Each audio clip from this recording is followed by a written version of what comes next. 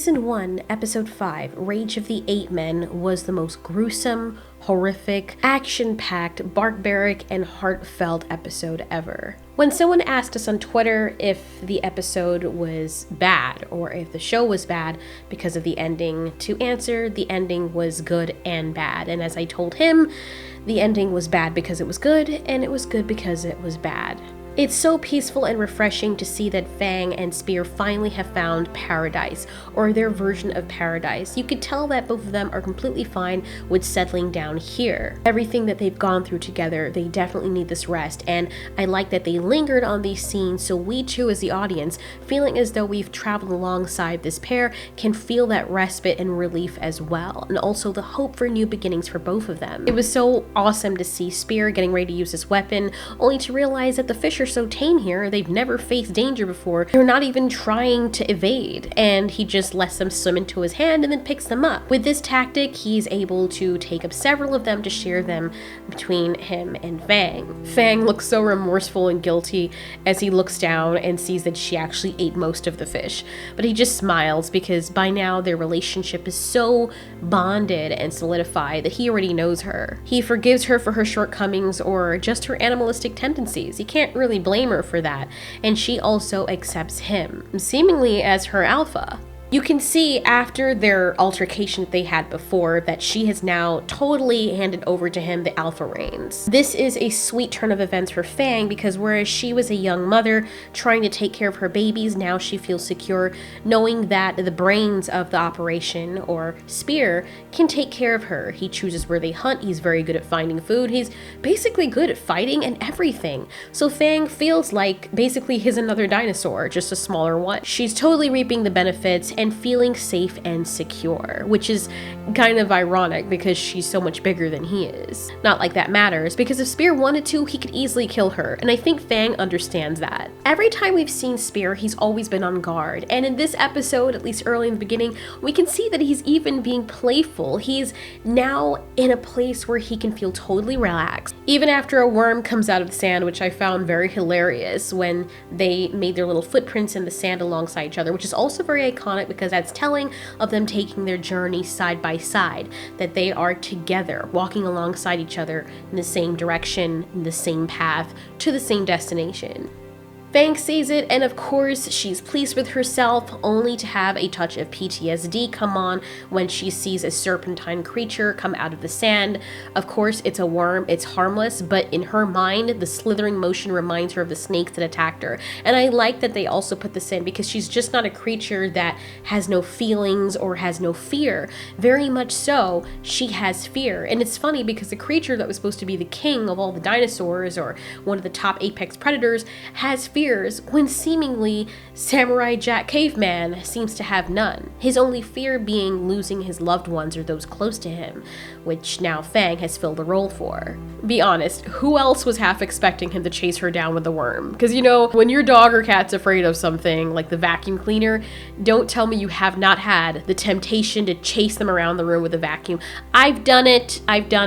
I'm totally guilty. But Spear is not as evil, and he just eats the worm to let Fang know that it's completely harmless. You're being ridiculous.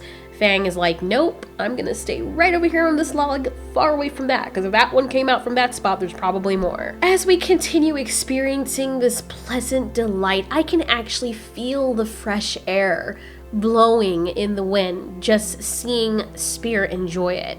He, of course, is in a playful manner now that he's let his guard down, and he goes to surprise Fang, who he finds out is missing.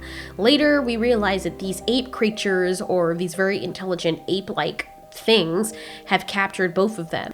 I did not expect this episode to go in the direction that it went, and I'm pleased because I'm glad that they packed their punches. Everything is kept 100%, everything is kept real. When I said before that nobody was safe, I meant it. And I was so surprised when they lowered Fang for her to be this warrior's final opponent.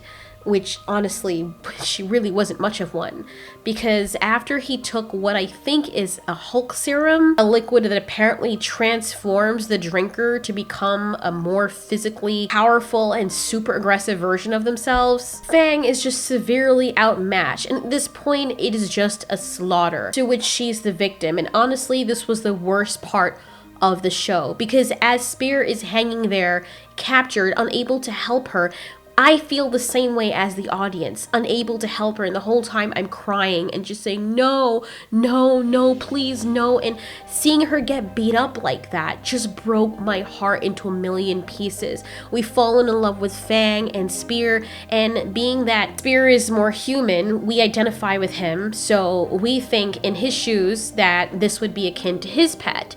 And so can you imagine someone doing that to your horse or your dog or your cat in front of you while you're tied up? Just watching them mercilessly beat your pet to a pulp and you're unable to do anything to save him or her. It's just so freaking unfair. And then when it ends in the manner in which it ends, I don't even know how to feel. It's undescribable, the haunting emotion that I experience. It's not a lot of movies today that, or TV shows, that can make me feel that way. I guess the last one was Game of Thrones, the scene with Viserion. It's so interesting and poetic that the barbaric nature of these creatures that we despise, we want to see the caveman display that level of barbarism in avenging Fang, which he does, and that was badass. When he tore the arms off of that bigger ape dude and used his own arms to beat him to death, that was something from out of Doom Patrol. That was amazing. The ones that I hated the most were the monkeys, the smaller monkeys that of course were trying to protect their seer and their warrior who they idolized. And so when Spear went to drink the Hulk serum and they started beating on him, and then he started just literally beating them to pulps, just severing bodies and smashing right through sternums and rib cages, I was feeling glorified. And that sounds horrible because, you know, at your core, you don't really want to incite violence, you don't want to condone violence, but for a prehistoric setting, you know that this is acceptable for the creatures and individuals of this era. You're also thinking of Fang as a family member whom these things captured and literally took her to be beaten to her death. The bone-chilling effect this had on me was just so real, and the suspense that was just hanging in the atmosphere as I was watching Fang get beaten. It's just so unforgettable. So there's a lot of other questions that I have after having seen this episode as well. Like, what is that Hulk serum that these things drink that makes them turn into that? What I think is very telling is how powerful Spear is, because apparently it's something of which you only need a drop because it could be very toxic, but Spear, in his anger and rage, drank all of it. And in so doing, it provided him with all the stamina that we saw him display throughout the rest of the episode. In that moment, I'm sorry, I'm sure that the monkeys had their own families and they had feelings too, but it was clear that the creators did not want us empathizing with these things. They were the enemy as far as he was concerned, and I did not feel the least bit sorry for them as he went on a killing spree. As far as I'm concerned, they took something from me, from us as well, and they deserve to pay for it, even though I'm sure there's a lot of them that were innocent. The way that this show ended, I honestly was like, and excuse my language, but I literally was screaming at the end of this, like, what the fuck? Like, why? What is happening right now? This cannot be the last episode. What is happening? I was crying. I literally took my Nintendo Switch box that I just got, not with the Switch in it, of course, and I literally kicked it across the room so that it hit my other monitors that were on the floor. I was so mad. Like, I surprised myself at how angry I was because it just wasn't fair. And as far as I'm concerned right now, while there might be an opening for season 2, Fang is dead. Maybe later on, if they continue the story, he continues his journey with some other prehistoric creature. But it was just so anticlimactic the way that Fang died, and it was so real. So for that, I love the ending because it was well done, because it was realistic, and we don't have a lot of that nowadays with our TV shows and movies. But I also hated it because it broke my heart so badly. This isn't the end. I think that Primal deserves a lot of recognition, and I can speak for everyone, I guess, for this channel when I say that you guys like this kind of content. So what I wanted to do for the next lineups, I did want to put out a review of the show as a whole, a non-spoiler review and a spoiler review for the entirety of the show. And I also wanted to continue the POVs along with some theory videos for Primal as well, because there are a lot of questions that I have. For example, what was the relationship between those bat creatures and the arthropod that we saw in the cave? Why were those dromaeosaurs hanging out in the grass if they could take those bats? Who were those 8 men? Did they end up dying out because of Samurai Caveman Jack? Also, is Fang really dead, and will there be a season 2? And if there is, what will that entail? All of that will be in subsequent videos. Anyways, guys, thank you so much for watching. This has been Altiori. You ask, we answer.